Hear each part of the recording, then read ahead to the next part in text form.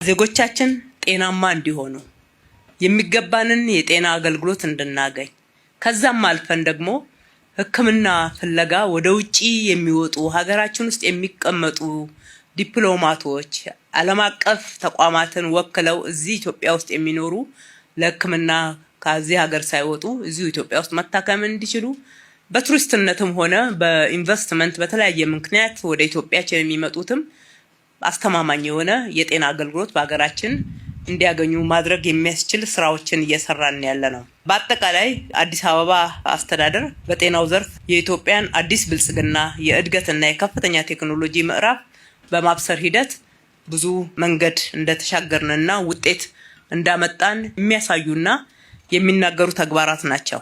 ነገር ግን ይሄ ብቻ አይበቃም።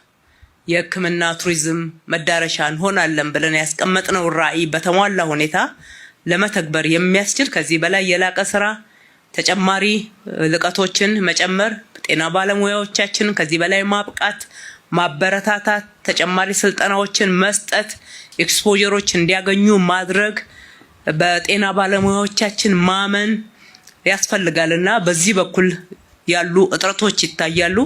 እነኚህንም እጥረቶች እንዴት እንቀርፋለን የሚለውን ከጤና ሚኒስቴር ጋር በቅርበት እየተነጋገርን ለጤና ባለሙያዎቻችን ተገቢውን የሆነ የስልጠና ተጨማሪ ሙያቸውን ማላቅ የሚችሉበት የሚሰጡትም ሕክምናና አገልግሎት ተአማኒነት ከፍ እንዲል በስነ ልቦናና በአረዳድ ደረጃ ማህበረሰባችን ላይ መሰራት ያለበትን ይህንን ስራ መስራት ይጠበቅብናል ማለት ነው።